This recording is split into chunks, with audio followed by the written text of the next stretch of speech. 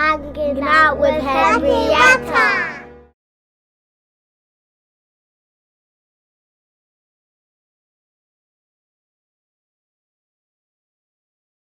So Gemma Moodie, welcome to Hanging Out with Henrietta. You on the podcast, the first one to see the podcast. Just warming us up.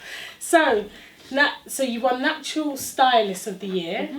Award for Black Hair and Beauty, same one. Yeah, same one. You've styled for Revlon Realistic. Is that realistic Afro hair and beauty live? Styled for Paris Fashion Week. Oh my gosh, the list is endless here. I'm just doing the big one. And you styled for a few celebrities, footballers, anyone else? Freema Agyeman. Okay, I'm not going to say names because I do not want to leave anyone out, so I'm going to let Gemma say who she does. Yeah, I've styled her a couple times. She's in a new sitcom on NBC, and we pretty much came up with that style for that show together. Okay. So that's pretty cool. It's called Amsterdam, and she was previously in Netflix program. What was it called? Sense8. Okay. Yeah, and also Doctor Who before. So you get about. Yeah. You get about quite just a little bit. Just a little bit. So can I ask why? I don't know if I said this before, but your natural hair. I specialize in natural hair. Yes. Can I ask why you decided to do natural hair and not, Well, I'm licensed to do everything. So I have my cosmetology license from Georgia. Okay. And so I know how to do relaxers properly. I can do permanent waves. I can do everything that a hairstylist should be able to do. But I just specialize in natural because that's my passion. And coming from America, especially, because especially us here in the UK, we kind of look to the Americas a lot, and over the years we've looked to America a lot, I would say, in regards to hair, trends and fashion. So, and for me, my impression and what I see from America is like weaves and wigs and a lot of perms. So for an American stylist to naturally, I mean, it may come across a bit ignorant. I mean, why would she want to do natural hair? But for an American stylist to specialize in natural hair, even when I remember going over there, they were always like, even when you go to the salon, everything's nappy for them. That is true. Everything's nappy when things aren't even. I'm like, it's a soft afro. No, but it needs to be pressed. My kitchen. I know. So I get what you're saying, because I mean, I'm born here. In the UK, left when I was 7. So I did all my schooling in the States. And I remember even like 5 and 6 year olds get their first perm. Oh my God. Really, really young. So you are correct. But then they're indoctrinated into already. Right. And when you look into those ingredients of relaxers, is it what's it called? The hydro what's the hydro formaldehyde. Yeah, and it's been experimented on, and people have said the damage it can cause to even inhaling. So in saying that, they have got clued up about it, and so you have there's the been whole some education natural hair movement, okay, which started like early 2000, and so that is massive in the States now.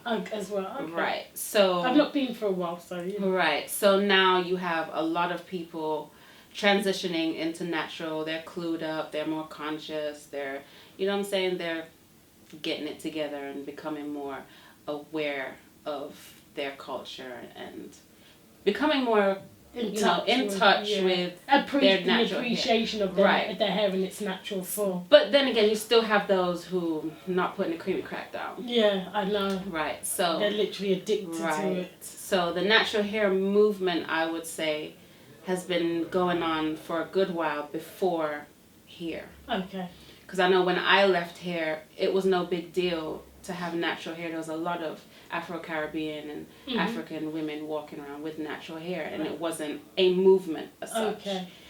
But now... Isn't it sad that us wearing our hair in our natural form has to be a movement? Yeah. It's just crazy. I don't know what's No other race will wear their natural hair and it will be seen as a movement. Or but, even when you wore it back in the days, you're seen as Afrocentric, or, she's a real one. Or you can just not, you know what I mean? You just can't wear your hair in its natural form and just be you. It's sad. Oh my. It really is. But now you have over here... a lot of people, a lot of women will not put the wigs down and the weaves down. So they've adopted what America was or what they was showing. And now over here, people are now starting to transition, and what was happening years ago in the States is now happening over here. Like because, what? Like transitioning and becoming more self-conscious about their hair, what they're doing with it, products that they're using. So it seems to be whatever's going on in the States, that's what is you happening. Still find that the trend. We're still looking over to the Americas to see what you guys are doing. Like when my sister comes over and works with Mayel Organics, your sister's a hairdresser. She's a hairdresser also. Key Essentials, check her out. Go check her out. Yeah, she comes over. She's the head educator over there, and she's also noticed, excuse me, the amount of wigs and weaves that are being worn over here, and it's, you know, they don't want to put them down and just have no clue of what to do with their hair, which is so sad. But I think though part of that is, if historically, even with our parents, like my mum, from what I remember, my mum and her older generation, perms was a big thing, and before perms it was like the jerry curls, and there, since I can remember, there has always been a product to make their hair more manageable, as the word, you know, the words they would use. So part of me feels like what's been passed down to the younger generation is they don't know how to necessarily care for their hair in its natural form. So how are we meant to know how to do it? So you get to an age where you start engaging and going with the latest trends, not because you always want to, but because it's almost like safe and you don't know what else to do. I see it all the time in the salon. So you have the young, especially the mixed girls, they come in from a young age, their parents bring them in, and they hate their hair. And it's only because they don't know what to do with it, don't know how to manage it. The parents don't know what to do, and would you what say products to use. Would you say their parents usually are... Would you say it's both parents? It's both. Yeah. Because a lot of times the black fathers will bring them in as well. Okay. But you also have the white mothers that bring them in as well. Okay. And so it's both. I can't say it's one or the other. Yeah, but it's just a lack of knowledge, because once the hair is done, you can tell the difference. They're more confident. They know what to do. They know what products to use. So it's just, you know. And that hate, would you say, comes from... Because usually it's the mum that usually does the hair, if we're honest, isn't it? I mean, I don't know about other people. I didn't really remember many dads when I was growing up, unless your mum was absent. It's becoming more dads now. More dads. But before, it was mostly the your mums. mum. Yeah. So in the terms of maybe, say, a mixed race girl, say, who has maybe a Caucasian mum who is not used to her hair type, do you find that some more common to see them not that they hate in their hair because maybe their parents can't do certain hairstyles or they don't know what to do with their hair, and then it becomes a hindrance more of something to celebrate. Oh, I can't do this texture hair, or it's left even worse because I don't know how to tackle, you know. And then it's like anything, I suppose, if you don't know how to cook a certain dish or you don't know how to sew a you know, I've heard mothers say, oh, they may have 3 children, and you know, some of the kids' hair might come out more European and it's more manageable, and some have that afro hair. Yeah, I mean, I've got 5 kids, and all 5 of my children have different textured hair. So you might find the one with the afro hair. The mother might make comments like, "Oh, his hair is rough. His hair is just like that," and that sends a negative message down to the child, and so they then hate their hair, don't want to do it, and it's just, you know, it's a lack of knowledge. I always say to children, whenever I come across children like that, and they say, "Oh, my mum says my hair's too difficult," or it's not like, I say, "There's nothing wrong with your hair. The person taking care of you just needs to learn how to do it. That's all it is." And then you see them looking like, "Yeah, she's right. There ain't nothing wrong with her. My mum just can't do it, or my dad just can't do it, whatever." And I always say that there's nothing wrong with any of our hairs, even us as adults. It's about us learning to manage how to do our hair, and even with the different products to use. I mean, growing up, especially if you were from the black community, not all black people, I don't want to stereotype, washing your hair regularly was always seen as something. Yeah, don't wash it too much or too. Yeah. That's something you always said. They kept away from swimming, anything that water near. I get it though. I get it because I have 2 girls. And I hate it when it's swimming time at school. I hate it with a passion because the chlorine is no good. And I think living in this country, the water quality is not great. You see the difference between the states. I definitely see the difference in our hair and our skin. And even products that I used to use in the States has a different effect on the hair when you combine it with the water here. So don't we get lots of products here that are imported from the States? Don't we get a lot of the same but then they work differently when it's combined with the water that's here.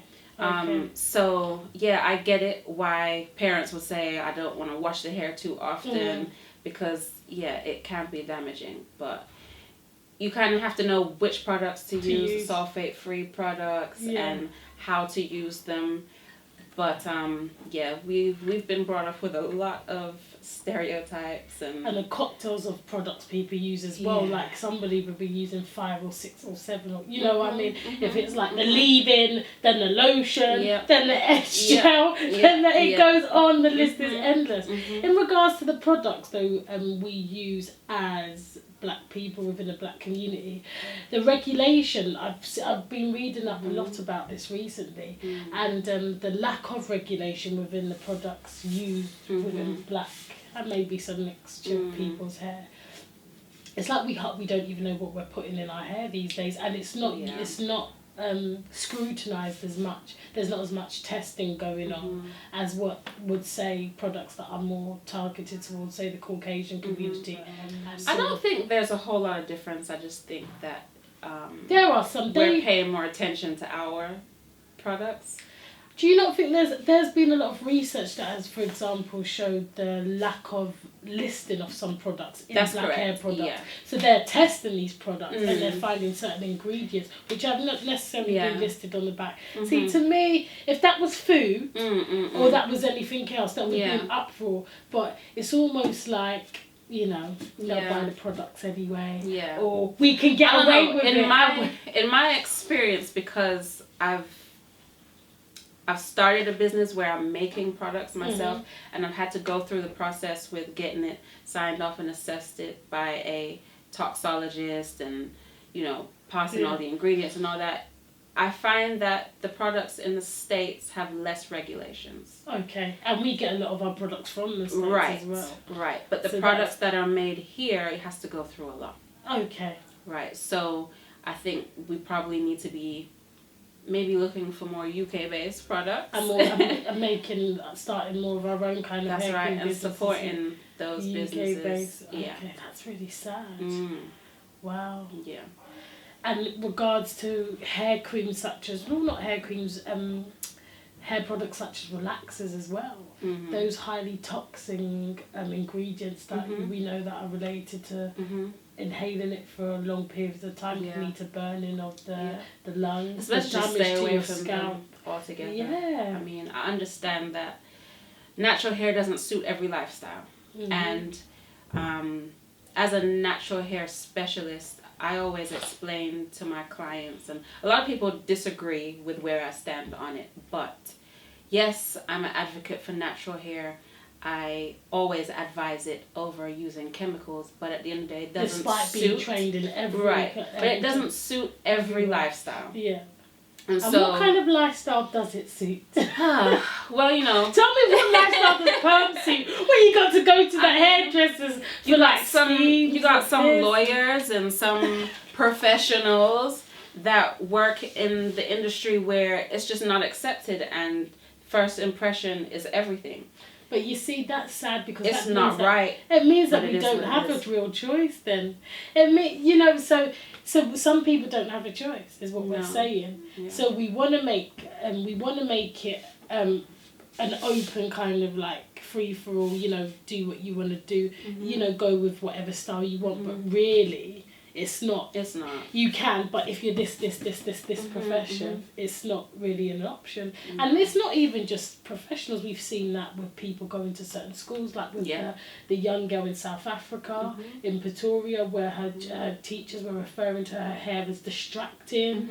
You'll hear people, I remember when I was just graduating from university and people were going for job interviews, you'll hear people say, oh, I'll start locking my hair or locks in my hair once I've secured the job and promotion I want. Or, you know, oh, I'm going for a certain interview for a certain position, I'll take the braids out and I'll do like a low show. You know, and then you're hearing women as well say, oh, I'll just put a weave or straight wig on. And once I secure that position, then everything comes out. The fact that somebody is already telling you your hair in its natural form is not smart. You don't look professional enough. This, and then we wonder why people have been slaves to hair creams, to perms, to wigs. I mean, even when you do want to try and, you know, present yourself in natural form, society tells you not acceptable. And then let's not forget the women who we tend to see with some of the most successful men with talking their talks within our community. They all tend to have a certain look and tend to have a certain texture hair. So ultimately what you teach young people is this is what you aspire to if you want to be seen as desirable or as a professional. And you know, that's why for me this whole natural hair movement has been really, it's just warmed my heart to see how people have got to the position where they're like, we don't care anymore. Enough's enough. This is me and this is who I am and this is how I'm going to present myself. And slowly but surely, you know, it's like had a snowball effect and everyone's kind of joining the movement. It is a positive thing. It's definitely positive, especially for the generations coming up behind us. It's like they don't know any different almost. Imagine to have a generation of women like, what's the one from, what's her name? They're going to kill me. Lupita. Yeah. And people like that, they were constantly on the red carpet, wearing their hair in their natural form and getting big movies still. Do you know what I mean? And still being hired. Which I don't know growing up whether I would ever see that. If I look at all the black women I used to really see in the Naomi Campbell. Naya Long and I don't know, all the kind of ones, like Vivica Fox, all the ones I remember in all the movies I watched. All the women in the Cosby Show. I suppose some of the young girls had their hair in a natural form, but in general it was very much straight black. You didn't see, you know, 4C hair. No. On the screen. Yeah. It wasn't. But it's a good thing. Even when I'm doing the fashion weeks, most of the models have natural hair. Wow. Yeah. Wow. I don't think I've seen anybody with any weaves or extensions with afro hair. So, but in saying that, you don't have a lot of stylists that know how to handle it. Well, that's going to have to change. And so they get, like with anything. Yeah, they get very paranoid and upset. Who, the models? The models, because their hair gets ruined. Oh, no. But that's where you come in. That's where Gemma. I come in. Those tutorials. Tell us about some of the masterclasses you do to help with this possible problem we're predicting. Right. So I've recently started to get my game up on YouTube videos. Yeah, I'm with really all these bad. celebrities trying to get her game up. I'm not great with social media. I mean, I'm the same. You know, my partner stays on me about it because he's the social media person. guru, I'm trying, but I feel like I'm becoming a slave. It takes a lot of energy. Oh my God. Oh. You have to be careful about the images that keep on coming at you. It does have an effect. Yeah. But with the YouTube, I've started doing tutorial videos and information videos. The thing is, as a stylist, and every stylist I've spoken to, you get clients and they're like, well, on YouTube, I saw they said they use this and this YouTuber, and it's like, well, it's so irksome to stylists because, you know, we're professionally trained. And YouTubers, for the most part, are not stylists. They're not professionals. Okay. They are people that have kind of just sharing what they know. What they know and what works for them. Yeah. So what works for the YouTuber may not work for you. No. Yeah. And a lot of what they're doing and what they say and what they're advising is so wrong. Oh gosh, It's so so you're wrong. battling against And then myths the clients and come education. to us, Oh gosh. and we gotta correct it. Oh. So I just think we need more YouTubers that are Professionally trained, know what they're talking about, and can help people get this thing right. Oh my God. So have you invited any of these YouTubers or people that are doing tutorials to come along? I haven't. No, I haven't got that should far be. into No. it, and trying to juggle being a mom, And everything. Oh gosh, don't tell me. work, you know how it is, It is and trying to mad, stay up on the Insta, and yeah, it's a lot. It's a lot. So how have they been? How have the masterclass? What's the kind of feedback and response you've got from the masterclasses? Feedback has been really good. It's basically I've done a braid class before. That was for a collective class of stylists. Okay. So that was a class for professionals. I've recently started a lock masterclass. So anybody who's a stylist or who's interested, anyone really who's interested in becoming a master at locking hair. So it's learning all the different techniques, what to do, what not to do, my personal tips, product usage, styling, everything you could possibly learn is in that masterclass. So I've done a few so far, and it's been some really good feedback and lots of interest. So that'll be something I'll be continuing to do. And other classes also. Yeah, like natural hair, just how do you know, look after a natural afro in the winter? Yeah. Because I know people hate wearing their natural hair out in its natural form when the weather's really cold and wet. Summertime, you know, people tend to be wash and goes don't really work in know, London. It's too cold. Even in the summer. You gotta watch out. I know. Yeah, you gotta watch out. But I'm definitely looking into doing workshops. Okay. For clients, you know, basic workshops where you can come in and learn how to manage your own hair, understand your own hair, what products it needs, the anatomy and physiology of it as well. Yeah. Right. You have a lot of clients that are like, no heat. I don't want no heat on my natural hair. It's gonna damage it. That's not the case. How often do you recommend people to use heat? Yeah, blow drying and stuff. There's nothing wrong with it. It just has to be done correctly. Okay. Yeah, it doesn't have to. The blow dryer doesn't have to be on high heat. Okay. You just have to know not to concentrate the heat in one specific area for too long. It's just about knowledge, just like anything else. Yeah. Once you know how to do it correctly, there won't be any damage. Oh gosh, blow drying. I can imagine. Oh my gosh, and getting good professional tools. In regards to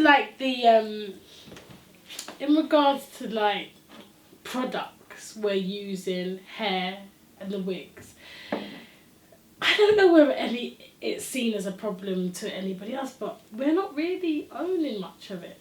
That's another thing we use a lot of the products which we don't have ownership over.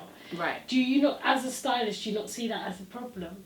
In regards to, say, like wigs being made, not by black people, or black women wearing it. Do you know what I mean? Right. It being shipped over from China and do you know what I mean? I feel that I don't know whether saris would be solely made in Jamaica and Africa. Right. And it'd be only worn by Indians. Right. Do you know if you're wearing a product so it's used within your community, you tend to know how things I think are best. I hear what you're saying. Yeah. But I think and even that some of the products that they use to make I think that we're doing as much as we can to knock those walls. Okay. As you far say as here or the States?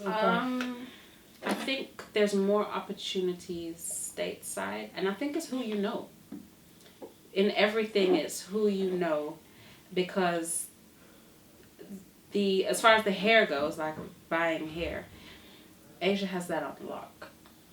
But they have it on lock. In terms of what? In terms of how you get it in kilos, or how you everything make it and put it together, then ship it out. Yes, you have to buy from them, or you have to have a inside connect. You have to have a third person in between, because a lot of times they won't even do business directly with you. You have to have that third person. Oh my God. And so I know a few people in the States that have somebody that's fronting their business for them.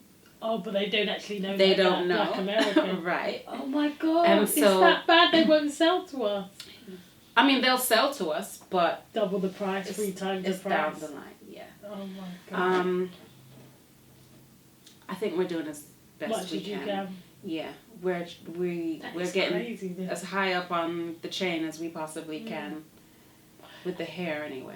And regarding to like even the stores that are supplying this hair and the Yeah. hair products too. I know in the States there are more and more Black-owned. black owned. Yeah. I don't know if it'll ever be that way over here, because I think there's more opportunities For the community of black people, entrepreneurs in the yeah. In the States, yeah. whereas over here it's very difficult. It sounds like you're planning to make a great escape back to the States. The way you're talking. You know what? Is the way you're like, in the States. Say something. It's easier. I mean, it's a lot easier. It's to get to where you want to be. It's not hard. The Being market a woman is of different. colour, you think being a woman of colour. I think there's more opportunities. It's easier, and I think the whole attitude among each other is different. You think there's more of a community vibe? There's more community over there. There's more. I feel like ambition, Okay. and there's more support. Okay. Um, Meaning if you was to start a Meaning- hairline or a shop, you think the community would definitely get behind you, everyone would try and buy or support that business, For the most support part. that product. for the most part, I mean, people are always people in your. So what would you say to someone that wants to get into the hair business? There's a lot I would say. The natural as well, like Especially what you do, the natural- specialising well- into the natural. I think it goes for all. What advice would you give? Yeah. I would say, never stop learning. Okay. Even with everything I know, I still learn from whoever I can. Mhm. Whatever opportunities there is to learn something new, you gotta stay current. Mhm. Know your strengths and know Okay, your weaknesses. There are weaknesses. certain things that I'm just not gonna do because I know I cannot do it to the best of my ability. And there's other stuff you just And there's kind other of, stuff, right? you just excel at. Yeah. So know your niche, know what you're good at, and push for it. Go into European salons. Go into Afro salons. Learn a Don't- different type yeah. of hair. as Don't, well. I work in 2 very different salons. I work in Belgravia, where there's all European hair, and I'm the one there who's doing Afro hair. I'm also in Clapham, that's in a barber shop, Okay. predominantly men, doing natural hair. I'm going to It's wait for the day important. black women can go into a European salon and ask for their hair to be done. It's still never going to happen here. It's never going to happen here, let's be honest. It's never Is that how gonna- you feel? Oh my gosh, I've worked in European salons growing up Yeah. as like my part-time job, Yeah. and they're just, I don't know. I can't see it happening anytime soon. Yeah. A lot of people feel that way. Yeah, it is. But European women they can go into our salons and we'll know how to Yeah. take care of their hair. I mean, it's one of those things. Maybe Yeah. they're just not interested. Should definitely be Yeah. able to do that, everything. yeah. So, I think that's, yeah. And Those to are the wrap main up, things. to be inspired, motivated and empowered, what inspires you, what motivates you and what empowers you? My motivation are my children. Okay. Yeah, I cheers to have- that. Oh, yes. Yes. Yes. My 2 beautiful black girls. Yeah, I have a 13-year-old who's autistic and a 7-year-old who is the complete other end of the spectrum, where she's just excellent at everything that she does. She does. So I have 2 very different children, and I have to meet both of their needs Needs. accordingly. So And they still follow your own dreams. right, that's and what- so yeah. they push me and they inspire me because I need to be the best role model I For can them. possibly be. Yeah. Yeah, so yeah, that's my inspiration. Right, we're going to leave it. Thank you for coming to hang out with Henrietta. Oh, It's been and a you can blast. find me Where can we find you, Gemma? on Instagram, Gemma_Moodie. It's GEMMA_MOODIE. That's the best place to find me, really. I'm not that great with Facebook and all of that, but if you go I'm to trying, Insta, guys. I'm trying. If you go to I'm Insta, trying. you can DM me, I'll answer. Yeah.